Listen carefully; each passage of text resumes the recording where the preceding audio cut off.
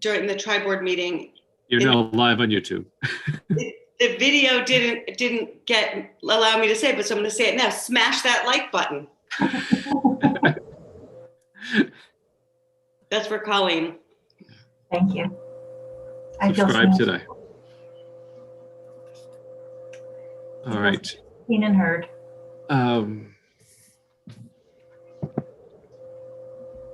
At 9:31, we'll call to order the regular June 2021 meeting of the Reading Board of Education being held remotely pursuant to Executive Order 7B.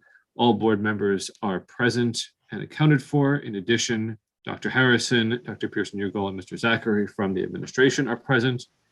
In my discretion, I advise the building administrators and other administrators that they were excused because of the late hour that we're getting started here at 9:30. And the first item of business on the agenda is the approval of minutes from May 4th and May 5th. And I'm going to suggest that we pass on those to a special meeting coming up in a couple of weeks, at which time we'll handle other business and move directly to public comment. Any members of the public wishing to comment at this regular meeting of the Reading Board of Education, please indicate so by raising your hand and with the reactions button. Seeing none, moving on to board member comment. Any board member comment? Hearing none, moving on to item 5, administration reports. I propose that all written reports be taken on the papers and we pass any oral reports unless any members of the administration wish to supplement orally at all at this time. Chris, I will not be going through my 33 slides of my report tonight. So you're welcome. Mike, did you have a question? I was missing the health insurance update. It's only June Mike, 1st. You're not missing. You all have the misfortune that your meetings are always at the beginning of the month, and we don't get the data until after the first week. So you're never typically not gonna have it. So I haven't got the data yet to give it to you. So what'll happen is when I get it, I'll send it out to you guys separately. I wasn't saying missing in the terms of it was lost or I wasn't sure. I like that report, and I need to see it. Well, I think right now we're targeting a Monday, June 14th special meeting of the Easton and Reading boards jointly and individually to handle unspent funds for the balance of the year, by which time I assume we'll have a pretty good handle on the May claims. Agreed. And we could have a more substantial financial discussion on that evening. Any board committee reports for tonight? I could report that the task force surveys passed and that the statement was amended and approved last week. In case you missed it 20 minutes ago. Also, the policy committee continues to meet on Friday mornings and anticipates having additional recommendations with respect to tri-board governance when we meet collectively as a tri-board in the next couple of weeks, yet again. If there are no other board committee reports, we'll move on to discussion and possible action, which is a possible solar map project for RES and John Reed. And I'll ask Mr. Zachary to kick off this conversation, please. And is Julia part of this conversation, Clarence? Yes, she is. I saw her earlier, so. Yep. Julia, I'm making you a co-host so that you can mute and unmute at will to chime in where you feel necessary. So thank you, Mr. Chair. So to give you all some background, I was contacted by some representatives from the Connecticut Green Bank about exploring some solar projects in Reading. They had been sent to me by First Select Woman Julia Pemberton, because she indicated to them that, you know, if they were looking at all public buildings in town, but as school buildings are run by the Board of Ed, she wanted to have the Board of Ed's sort of say so or okay on that. So they wanted to do an evaluation of the buildings. They already done some work in Easton, so we ended up letting them get into both John Reed, Reading Elementary, Joel Barlow, and Helen Keller as a sort of a global thing. So they've done that work. They've come back to me and said, okay, let's do this work. And I said, okay, now we go back to the First Select Woman because the buildings are run by the town. Then we had a further discussion last week about, well, the board needs to opine on whether we're going to move forward. So what we're trying to do is there's a deadline of June, I believe the 16th, for an application to be put in with utilities companies. It's a non-binding sort of thing, but we don't have the paperwork in, we're out of the running for it. So the point of bringing it to you all here is to sort of get the Board of Ed sort of okay, so Julia can feel comfortable moving forward with signing the document, which will at least get us in the queue. We have representatives from Green Bank here on the call, and they had a presentation. I don't want to spend the time doing it tonight because given the late hour, but it's basically we're looking for, I think First Selectwoman Pemberton is looking for the board sort of thumbs up before she signs the document. She doesn't want to sign it. Well, if you all haven't had a chance to talk about it and opine on it. Well, I think I might need to make a little clarification. So I did speak with town council, and the question we had, Chris and Clarence, for you as well, is who has the authority to sign? Yes, the town owns the buildings, but you control them. The utility bills come to the town. So town council suggested we run it by your council. Either way, I think it's important that that your board vote to allow us to sign a letter of intent that is non-binding for them to simply submit an application to the ZREC program. And certainly if you, I would recommend that your chairperson or that you authorize Clarence to sign as a representative of the board. I know that that's what we used to do on the Region 9 board. We would authorize a member of the administration, and in this case, it would have been Clarence's position to do that, to move forward. And in this case, it's non-binding. All we're asking is permission to submit an application for the ZREC program. And I do think if you can bear with us for a few minutes, we could ask our representatives, Clarence, to run through that presentation, because I think we do owe that to the members. We know you have the stomach for 2 a.m. meetings, so so you should be able to handle a few minutes of this. I think it would be really helpful. And I just want to say that we have tried to implement solar before. There's so much for us to gain from it. The savings really do mount over the long term, but without the schools, we really cannot move forward. And so with that in mind, Clarence, do you want to introduce our representatives from the Green Sure. Bank? Emily, I don't know if Emily's on tonight, or Alice or Alan, or Mackie. So I see, so if one, Mr. Chair, you need, it's Emily Basham, or let's see, Mackie's last name. So you get Alice Smith, could be one person, and Alan from. Emily. Emily is just. There's Right Emily. there you go. I see Emily there. There we go. Let's give it to Emily. Emily, it's all yours. Hey guys, thanks for having us this evening. Can you hear me?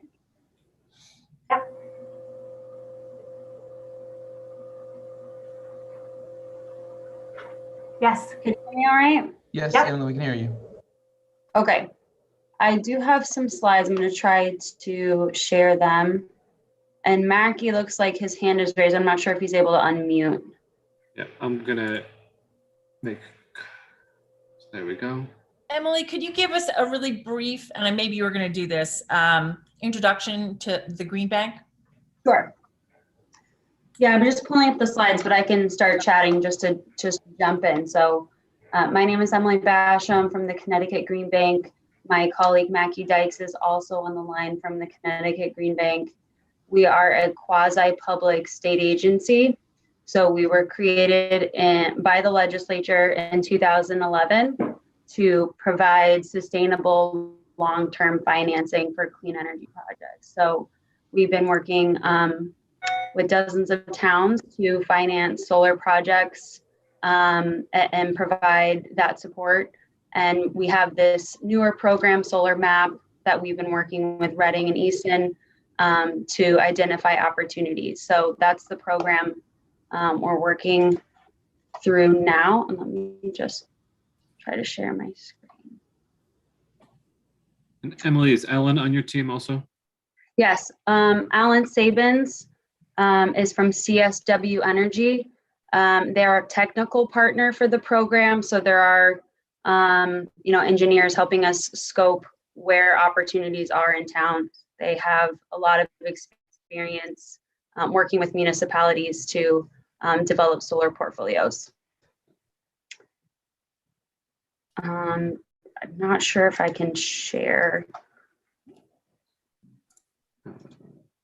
You should be able to as a Okay. co-host. How's that?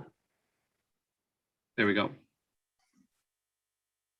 Good? Okay. Yep. All right, so I'll just keep it moving. So as I mentioned, we've been working with dozens of towns to provide financing, but this program helps provide more of the technical support to actually do the steps earlier in the process of identifying where opportunities are. So as Clarence mentioned, we've looked at the public buildings in both Reading and Easton to do kind of a comprehensive review of where opportunities are, and have identified a few schools as good opportunities. We've got some high level information to share about some conceptual projects that we would like to move forward and continue developing. So through this program, we work with towns to really just gather basic information. We worked with Clarence to get on site to do site visits, review utility bills, and develop system designs. The next step for us would be moving forward with the letter of intent, which allows us to get the incentives that are available for these projects. And then the step after that would be administering a competitive process to select a contractor partner. So one key feature of this program is we're not only working with Reading and Easton, but we're working with a handful of other towns across the state to develop projects along the same timeline. And all of these projects would be grouped together into a single RFP, which would create a larger portfolio of projects that we could put out to bid, really getting that economies of scale to drive down the costs and allow us to deliver a really attractive PPA rate for the projects. Once we take those two steps, we would come back to both Reading and Easton, to all the boards, and present final projects, hard numbers to look at really executing a PPA at the end of the year. We've got a couple slides on what a power purchase agreement is. I think it's important to just run through really briefly. This is an option where the Connecticut Green Bank and our partners would actually own these systems, and Reading would be simply purchasing the electricity that is coming off of these panels. So it's different, the town is not owning the system. The Connecticut Green Bank is responsible for developing, constructing, and managing the systems. And the town would simply just be purchasing the power coming off of them. This allows you to lock in a lower electricity rate with the rate that we're offering for that solar power. And that is a fixed rate for 20 years. So as utility rates escalate, your savings, that delta just grows, as you can see in the chart on the right. Couple benefits I'll just touch on. Because the Green Bank owns these systems, the town is not responsible for maintenance or repairs. That's our responsibility. And there are some pretty rich federal tax credits available for these projects that the town is not able to access directly. So through a power purchase agreement, the Green Bank and our partners can capture those benefits and pass them on with the lower rate for the solar power. As I mentioned, we did this program last year. That was our first year. We had 5 towns walk through this process all the way, and we developed 16 projects. So we had a portfolio of 3.5 megawatts of solar. With that larger portfolio, we were able to really lock in some really great PPA rates. We had a range of 22% to 59% of the discount for the projects that we did last year. So we were really happy with that aggregation strategy, and we're looking forward to this year's cohort of towns to do some really great projects. So with that, I'm going to skip a couple of slides and just kick it over to Mackie. I don't know if you were able to get unmuted to just go through the projects quickly. Thanks, Emily. Good evening, everyone. Now, let me pause there, see if there's any questions on everything Emily ran through before I dive into this. No.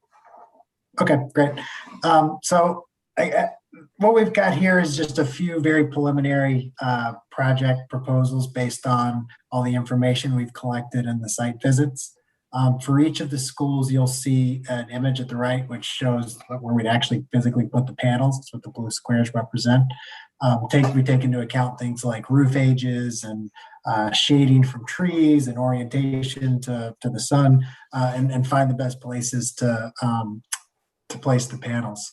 Then we have various stats over here to the left: the size, how much we're going to produce in the year, what you currently pay for your electricity. And at this point, we can't tell you exactly what the PPA rate would be. That's the key, right? So in a power purchase agreement, your savings come from you buying the power from us at a cheaper rate than that utility rate here. So here it's almost 10.5 cents. We want to sell you power cheaper than that from the solar system on the roof. We won't know what that cost is until we actually run the RFP and know what it costs to build the system. But at this point, we're asking you to sign a letter of intent to secure the incentives. We want to make sure that, before we do all the work to put the project together, before you make any sort of, allow us to do that, we need to make sure there's some potential for savings. So we do just a conservative analysis to make sure at minimum we can deliver 10% savings. As you saw from there earlier in the presentation, in reality, typically, from the first round, it was 20 to 60%, depending on the project. So, again, this is just conservative estimates to make sure that there's a feasible project here. So this is the elementary school. There's actually 2 electric meters here that we build systems behind. So this is the first of 2 systems. Again, one other key metric I'll point out, I'll run through the other ones quicker. I'm just sort of setting up what you're seeing for each one. One other key metric here is this bottom one, this solar offset to utility.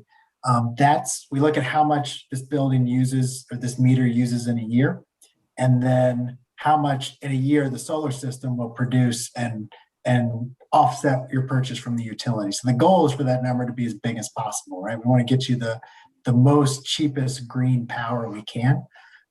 In this case, we're limited just by the physical characteristics of the site. There's only so much roof space. We only do 11 cents for this, but that's always what we're going for. So next slide. So we did run some conservative savings estimates just to give you a sense. Again, this is based on just a 15% discount, which we project would be conservative.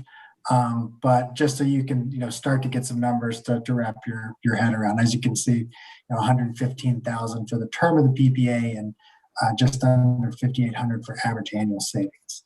Next slide. And we've got a summary slide at the end that we'll focus on more for the savings numbers. So just in the interest of time, here's the second system at the elementary school. Similar size. John, were you asking what the term year is? Is it 20 years? Yeah. Correct. Yep. 20 years. So this is the second system at the school. For here, we are able to offset most of the usage for this meter. Let's go ahead and just skip ahead in the interest of time to the next school, and we'll summarize the savings at the end. Let's go on. Here's John Reed Middle School. Another slightly bigger system, offsetting about 27% of the usage here, just limited by a lot of it's a busy roof, a lot of stuff on there. So just the most we could get panels. And then finally, we've got the high school. I know this Mac, before you go, let me interject. So we know that Joe Baller is not part of Reading, but the reason why it's been included, all the bills say Reading Town, the town of Reading, so it's there knowing we have to go to Region 9, but all the bills for all 3 buildings say town of Reading. So it's when we apply, it'll all be together. So we understand that this has to be taken to the Joe Baller Region 9 board. Right. Yeah. We didn't want to exactly make everyone aware of this one as well. This is a much larger project. It's about 10 times the size of each of the ones at the elementary school. So, quite a sizable project. We're able to offset most of the electrical use at the high school, which is great. And they have a pretty pretty good price for electricity, but still will deliver, if you go to the next slide, this is the project that would deliver the most savings. And again, these are conservative estimates, and we hope to see even better based on a lower PPA. So let's just go to the final slide, which summarizes all the savings. And one more.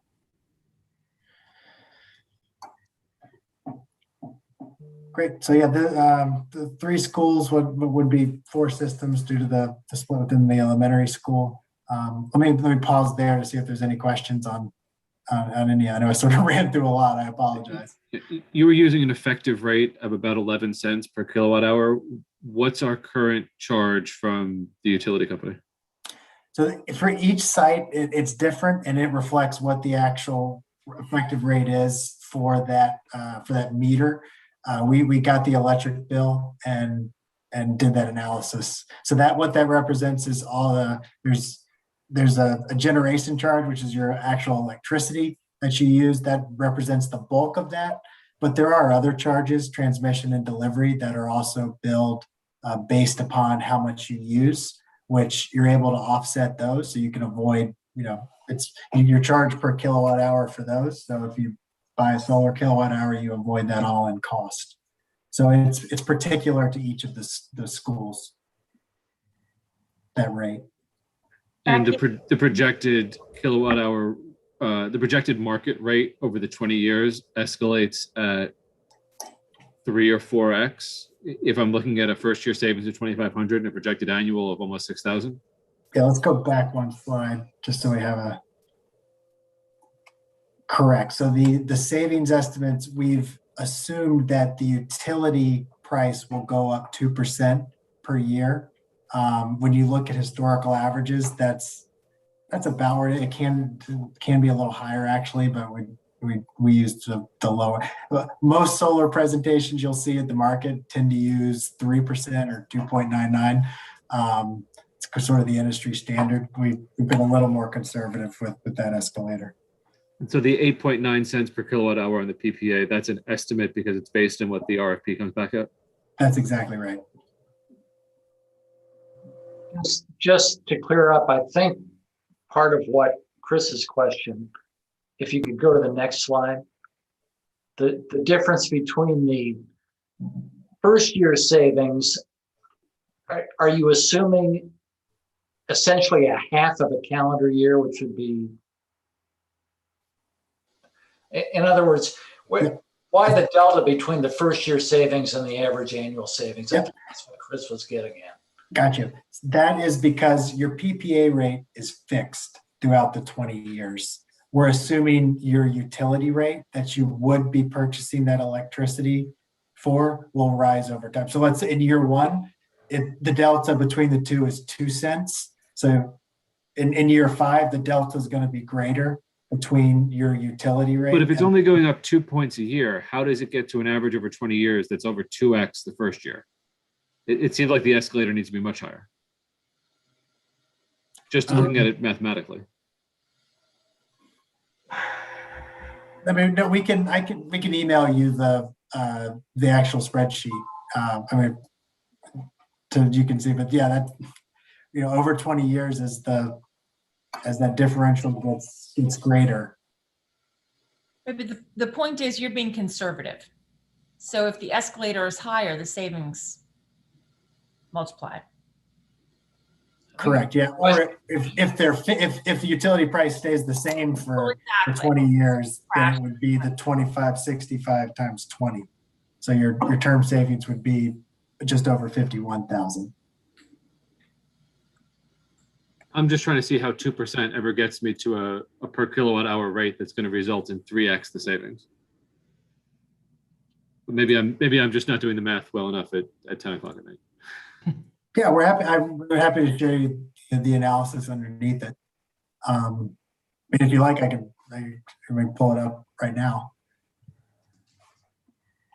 Can I ask a question about changes in technology? If this is over 20 years, is that what I heard?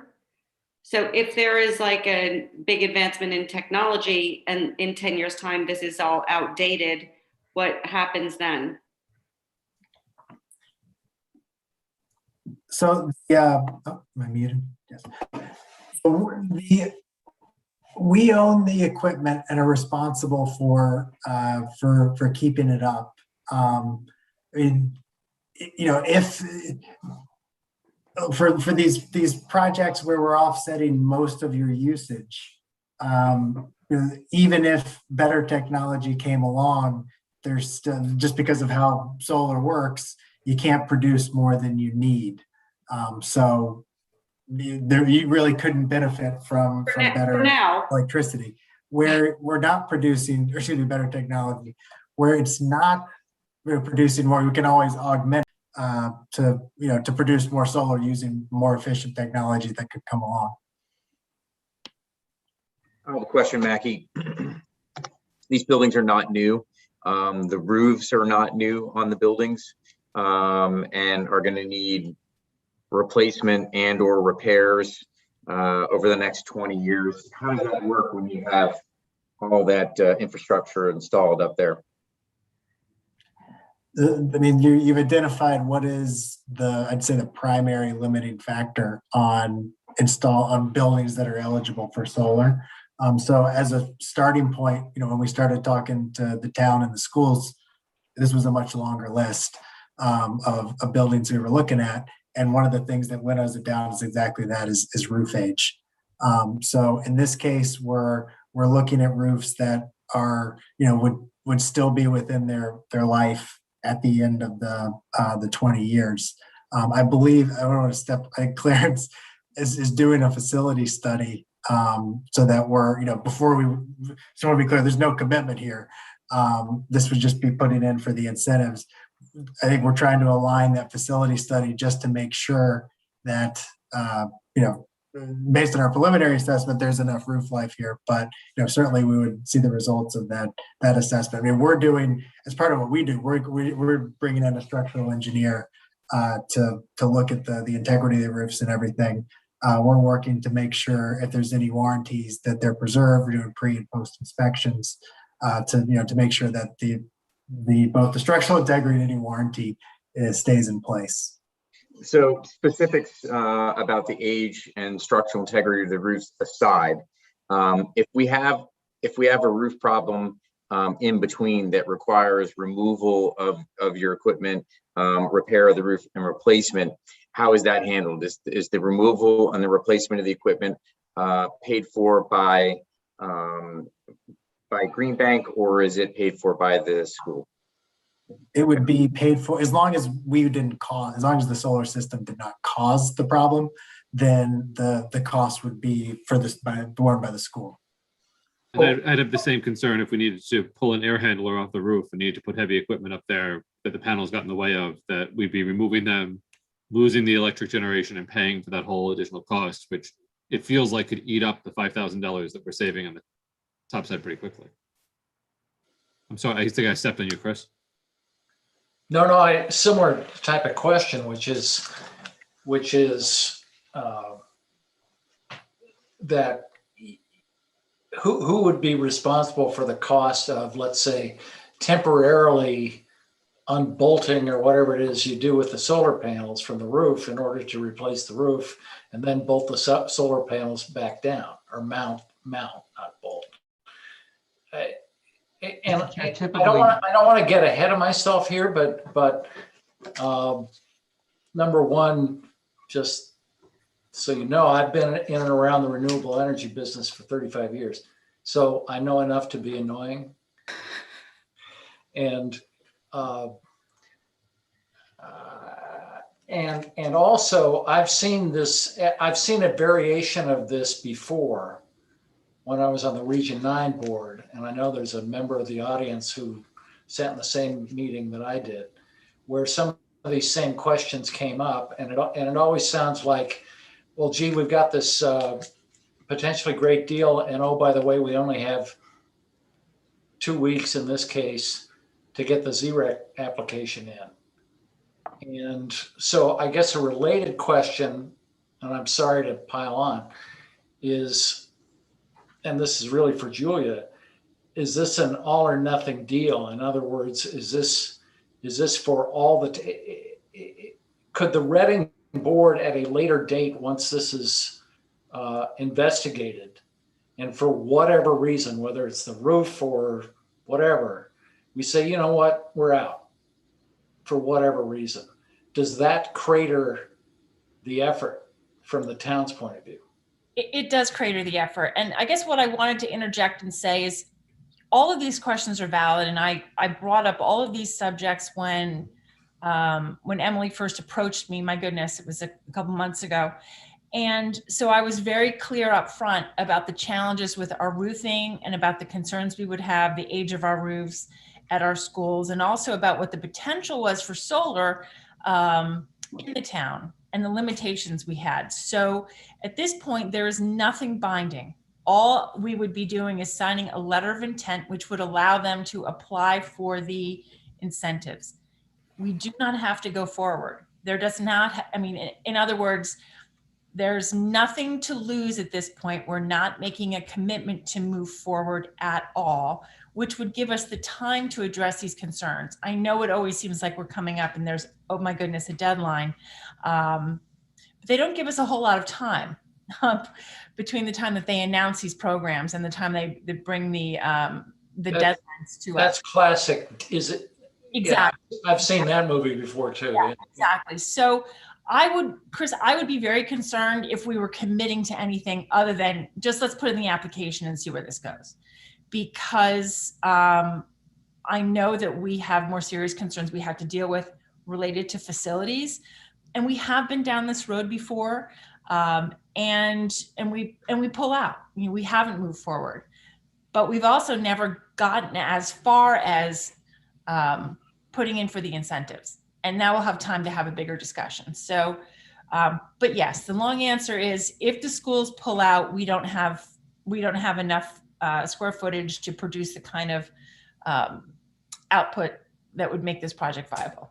Because does that also go for Barlow? Does that include Barlow?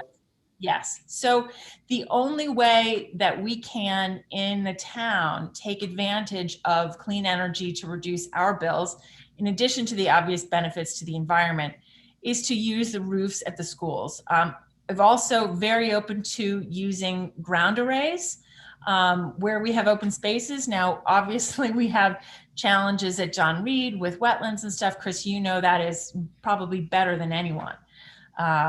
So open to using all areas that we can to take advantage of clean energy to help offset the costs of utilities in all of our town buildings to the extent that we can.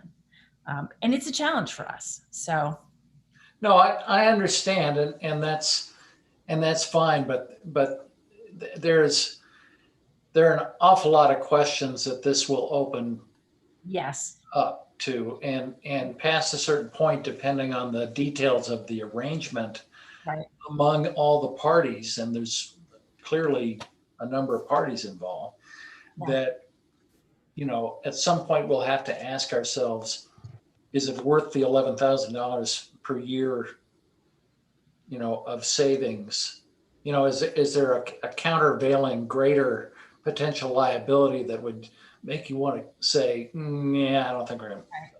And that's a very good point. And I think we need to look to other municipalities as well to see what their experience has been, what the results have been, what their savings are. And you're right, we may find that it's not worth it, you know, balanced against the risk, against the roofs. In speaking to Clarence, of course, you know, the question comes, when is the best time to put panels on a roof? And it's when you do the new roof. So whether, again, you know, as was mentioned before, I know Clarence is doing a survey of the facilities. So Chris, all of your questions and concerns are on point.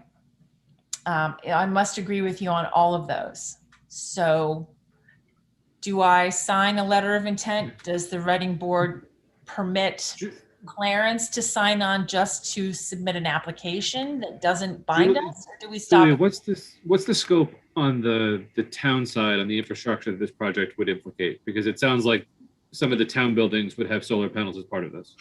No, actually. Okay, so it's purely a school building infrastructure. Can I ask you a question? Yeah. So we've had discussions about transferring the maintenance of facilities onto the town budget. How would that kind of a move affect this sort of decision? Because it sounds to me like the town is looking to use the physical space of the buildings where the school budgets might be affected in future. But if it was the town budget that was putting on the new roof and doing all the maintenance on the buildings, then that would sort of allow this to go forward without. Well, so that's a very good point. I'm in favor of doing anything that saves us money and efficiency so that we can direct the money where we want it to go most, which is into the classroom. So we have had that discussion about facilities. I also understand that at the building level, it's really important for the heads of school to have control over how those buildings are maintained on a day-to-day basis. So as far as it relates to your complete physical plants, you obviously have your own ad hoc building committees. And that would be something to have a further discussion with about them. But as it presently stands, the only thing that we've talked about doing is lawn maintenance. And Clarence and I still have some work to do on that discussion. But the building aspect of the town taking over all of that responsibility, Heather, is still an open topic. We would have to hire a separate full-time position just to do that. And I know I was in favor of doing that. I think that needs some work. But in terms of the town taking over some of the cost, Heather, for the infrastructure, we do carry a lot of the costs. And as we talk about, it is one budget. We carry the debt service in the budget. So I'm focused on cost savings because that helps us all. I don't want to see something happen where some damage is done to the roof and then it comes out of the school budget. Yeah. It's removed and put back and it comes out of the school budget. And I don't really see what the town. And someone says, well, you guys approved it. Well, let's be clear. Let's be clear. The money that pays for the roof is bonded and the debt service sits in the town budget. So let's not divide the budgets. I don't divide the budgets. Let's look at the money as one budget because as Clarence pointed out, the utility bill says Town of Reading. We're all in this together. If there's an issue with the school roof, the town collectively is going to pay for it. Would we expect the schools to shoulder the burden of an expense at the cost of education for an unforeseen event on your roof? I would say no. That is a burden that comes to the town. So I think Heather's hypothetical is more in line with, I think, Mike's hypothetical of you have to do a patch job on the roof. It's a non-bonded issue that comes out of our maintenance line in the budget. And if it's going to cost an additional $20,000 because we have to move the panels around, that's coming out of the school budget. But that's not really a conversation for today anyway. And it doesn't have to, Chris. My point is that it doesn't have to. And I think that is a discussion that we have to have about how we handle the cost of maintenance of these enormous buildings. Because it shouldn't be something that means you have to cut a program, cut a staff member. For these unforeseen expenses, I know that the school boards have not been allowed to put funds aside for these unforeseen capital issues. So you've brought that up, I believe, at budget meetings before. So that is something we should continue to discuss. Mike, you've been patient. Quick question. By approving the study, I think that's what you want us to approve, or signing a letter of intent, would we be committing to any expense? Does it cost anything for that? Or does it commit us in any way to spending money in the future? It does not. Emily, do you have a copy of the letter of intent? I have it in my email.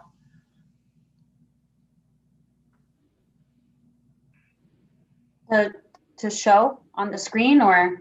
I have it. I think you sent it to me before. Email quickly. Let me go. Let me get out of. Yes, I've sent it over. Yes. Do you have it?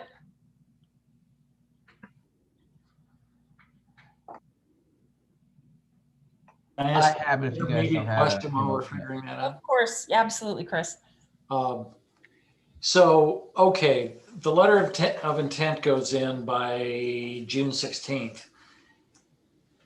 What's the timeline for digging into this sufficiently that we can make kind of a go, no-go decision based on all the factors both discussed here already and those that will inevitably come up that we haven't thought of because it's late? Right, I know. And that's a good question, Chris, and I don't have a definitive answer. I know that, of course, our presenters this evening would like to move it forward as quickly as possible. So that's a question, Emily, you'll have to answer. If the school board is saying, well, you know something, we're going to have to put on a new roof in a year, so we're not going to do this now, what happens to all of this work, in other words? Mr. Chair, if you Yeah, I think stop we Emily definitely sharing, I can wanna pull up the letter.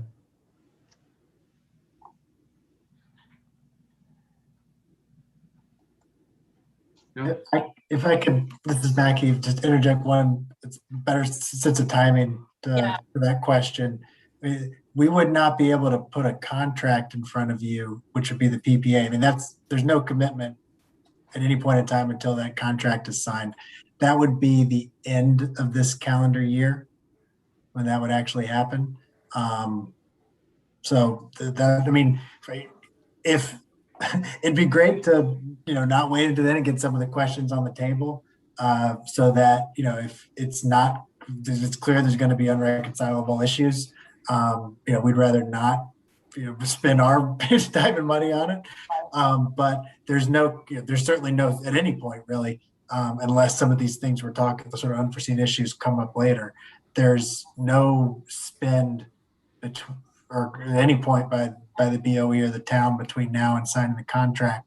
And the only contractual expense laid out in the contract is the purchase of power. Yeah. So let's scroll quickly through this letter of intent. Well, yeah, number one suggests that we'd have 360 days before the binding agreement. Well, and it's a It's an required exclusivity. exclusivity period. Go all the way down, it says this is not binding. So I think that's really important. If you continue down. No, I believe that. Yeah. But we're agreeing not to negotiate with another solar provider in the next 360 days to a certain extent. Oh, I see. To the extent that we're not binding, that we're saying we're doing that either. Still, reality is most of the municipalities are working with the Green Bank. So I just highlighted the section about saying non-binding understanding. So, and Mr. Chairman's right, that 360 days regarding to competing proposals. Yes. A non-binding exclusive period. Right. Yeah, look, I mean, we're a quasi-state agency. We're not in the business of trying to pick fights with towns and boards of ed. It cost us money to produce. Our goal is to make solar projects happen that wouldn't happen otherwise. So we're investing our resources in this. If unscrupulous, you could make use of our work and turn around and then just take it and go use that work product yourself. That's just what we're trying to avoid here. If you were to do that, we're not going to sue you because this is it's not a non-binding agreement. It's just trying to lay out sort of the the expectations. But yeah, that's why that's in there.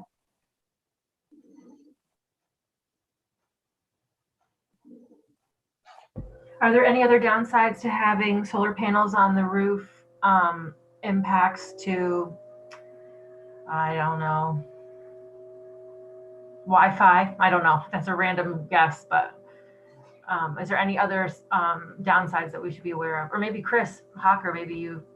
I hadn't heard that one. It's a good question, but I have no idea. I know it, purely anecdotally, when we put solar panels on our roof, I could no longer use my antenna to pick up TV stations anymore.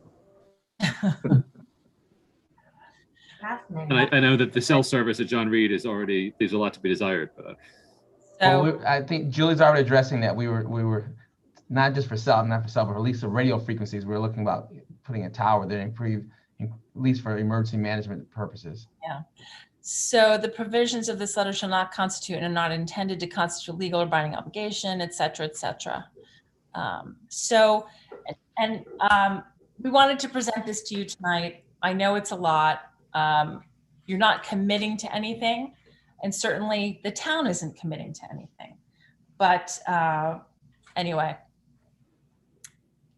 that's where we are. And I'm all for saving money. Oh, go ahead. Oh, I was going to say, you may have already said this, but I'll ask it again. Has town council looked at this? Yes. Okay. I'm all for saving money. It sounds like a little bit of a heavy lift to make it work based upon the age of our schools. And the age of the roofs. I could be wrong on that, but I sure would like to take a look and see what they come up with. If there's no obligation to take the look, then let's do.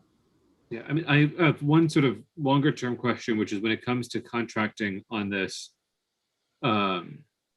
let's say it's a 20-year period. If hypothetically we wanted to be out of the business of having the building that we're in year 17, what happens? It's a great question. It's something you need to certainly be cognizant of with this, because yeah, there's a termination payment if you end the agreement early. Because we need to make you whole for your financing, basically. Exactly. Yeah, we've outlaid the cash to build the system. So yeah, That's not a silly question. That's real. We could end up, in that I time think the period. question These buildings becomes- weren't born yesterday. But wait, what would happen if say we wanted to build a new school in a different location and we could use your same, panels and all of that? Would that still result in this fee? Might cost more to move it. Yes, exactly. Well, what you would do, here is the case, Heather, if you build another school, you've got a new roof, you could put solar panels on the new school, we keep the solar panels on the old school, and we would have more generation. But I don't think we're anticipating having two schools. Well, I think that the building would still exist and would theoretically be municipal use. Okay. The building still exists, exactly. So Unless that building was torn down and something else was. Yeah, and the building would still belong to the town, so the town could change the purpose. And for the Green Bank's concern, they still have their existing deal going. Right. The only problem is if we tear the building down. Standpoint, though, I'm not sure. Like, say we're talking about John Reed, that anybody would want to turn that into something else. I can think of lots of things you could use it for. But... A prison. I'm just speaking purely aesthetically. Yeah. I'm not going to ask Dr. Amori to comment on that right now. So there are a lot of things you can do with a big box. But at any rate, yes, there are myriad challenges. This may not work out. I'm interested in seeing what the potential savings would be. Does the $1.9 million over 20 years sound like a lot of money on an annual basis? No. So I just come back to what are we doing as a town to be more sustainable, to be on the right side of this debate, but it has to make sense for the schools in terms of the maintenance obligation, in terms of the potential liability and cost of the things that you've already brought up. So by no means would I want to be jumping into something where we were making a commitment. And I was clear about that up front. I think it's responsible to learn more, to understand what the puts and takes are. And if there's money on the table that we can access now in a completely non-binding way, seems to be a little downside into learning more, even if I think we're all a little bit skittish about whether or not this is a long-term solution. Absolutely, yeah. So what I would ask, if you're willing to move forward with a letter of intent, I would ask the board for a motion to authorize Clarence to be a signer to this along with me as a representative of the Board of Education. I think it's important because we're talking about the school buildings, even though, again, the utility bill is in the name of the town. So as for selectwoman, I would sign it on behalf of the town, but you need to have a signer, I believe, and so does town council, representing the Board of Education in the school district. Has this been brought to Region 9? No, that would be the next step. And that is entirely separate, Heather, because whatever savings occur would be obviously the proportional split. So that's a far more complicated situation. And we didn't get into the technical details of this, but there are different proposals based on the size of your unit. So whereas Barlow is a large system, John Reed is a medium system, and RES is a small system. The question is for the Green Bank, and we have to have this discussion, is could we move forward with John Reed and RES without Joel Barlow? So there are a number of things that could kill this. Absolutely. So for the purposes of tonight, then would look for a motion to authorize the Director of Finance and Operations to sign a non-binding letter of intent with the Connecticut Green Bank on behalf of the board.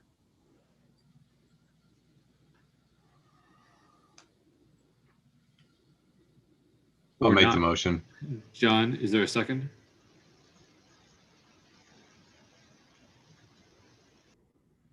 Skeptical second, but I'll second. Skeptical second. All right. Any discussion on the motion as to whether or not to authorize entering into a non-binding LOI?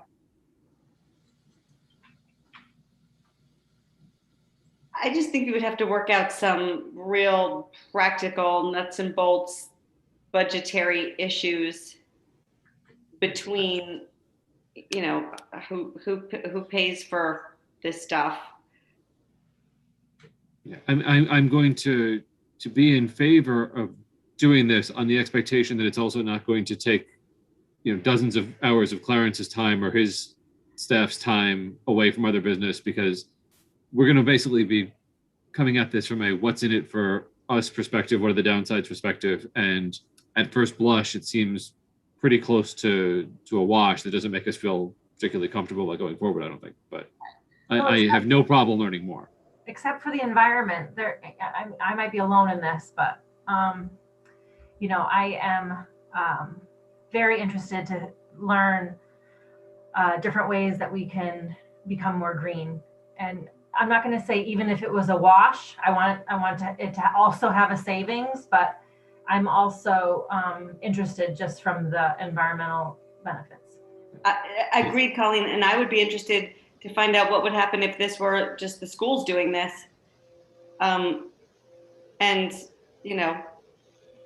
It seems to make a lot of sense for Barlow, Region 9, and that we're just kind of helping them along by jumping on board. But at the same time, there just seems to be so many obstacles on our side, but I mean, if we take it from a one town, one checkbook perspective, if it's a windfall for one, but breaking even for other, it's still beneficial in the overall budget. And so we can't be too sort of territorial about, well, it has to be really advantageous for RES. You can take the win at Barlow and still call it a win for the town.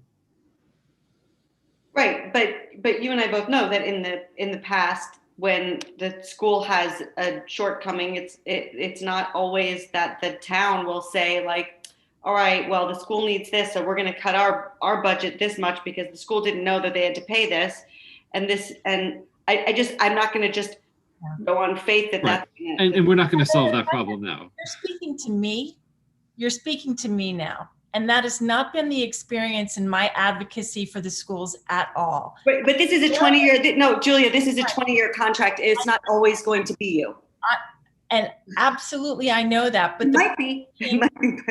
No, you're right. What I'm saying is that, and Chris has made this point, it all comes out of the same pocket. It comes out of the same pocket. You're absolutely right. We're depending on the schools. We're depending on the schools to achieve savings, and it may not work. And when do I want to put the Region 9 roof at risk? Absolutely not. I was there when we were putting buckets. Chris was there when there were literally buckets in the hallway.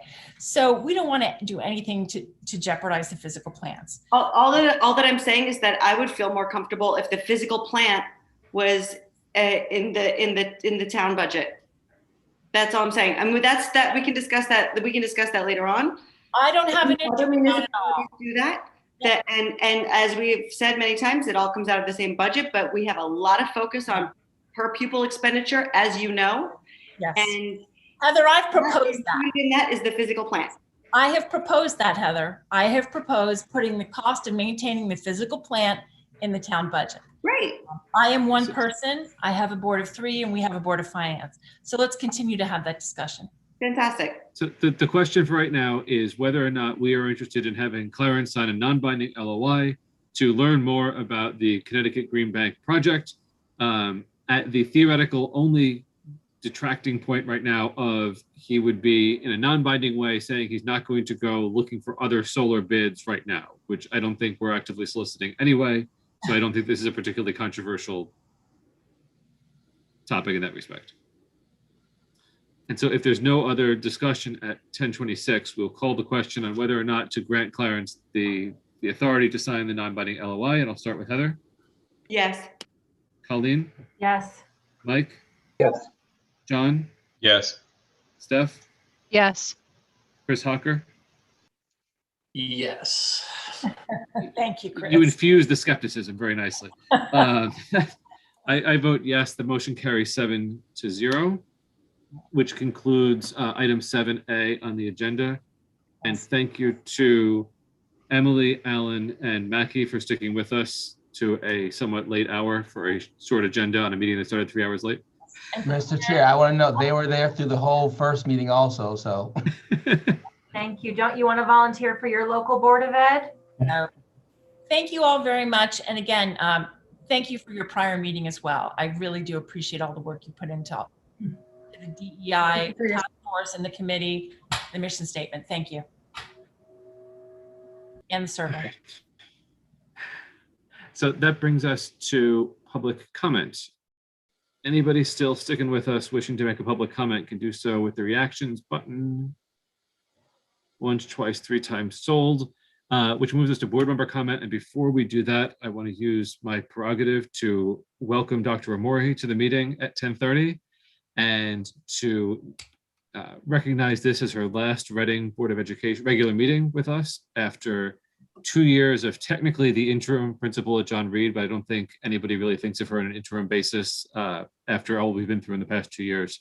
So I want to give everyone the opportunity to thank you for your service these past 2 years to Reading and to the John Reed community. I know, speaking on behalf of many families that I've spoken to, that they are delighted to have had you and wish you could stay forever. Thank you so much. I actually wanted the opportunity to do the same and to thank the members of the board and all the members of Reading. I've been in education, I think it's 42 years, and this will be the capstone of my K-12 career. And it has just been my honor and delight to be with Reading. It's been a wonderful opportunity. It's been a rough couple of years. I mean, that's every educator everywhere will say that. But it's just felt right for me, and I really am grateful. And that's why I got back on. I'm up to here because I got my jammies on underneath here. I just had to get on to say thank you. It's really been my pleasure and my honor. Thank you, Phyllis. Really. Yeah, thank you, Phyllis. Yeah, absolutely. Thank you. You've really left a beautiful mark with us, and it's huge shoes to fill, and we really appreciate you even staying on longer than I think you originally had envisioned. And you know, just really from the board, but also just from my family. Thank you. Thank you.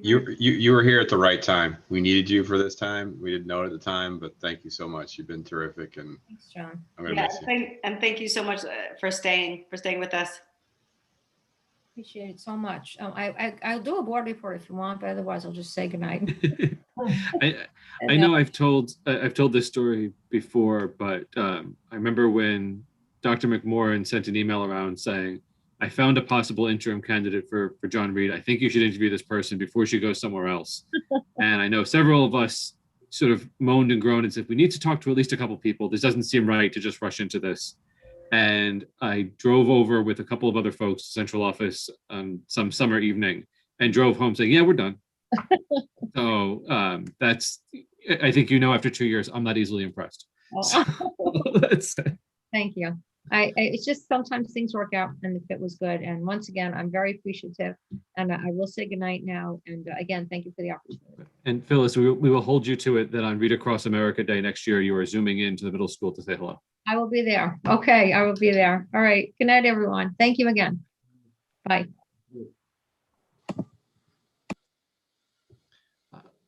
Board member comment. Is there a motion to adjourn? Mike, second. John, any objections? Seeing none, we are adjourned at 10:30 even. Night, everybody.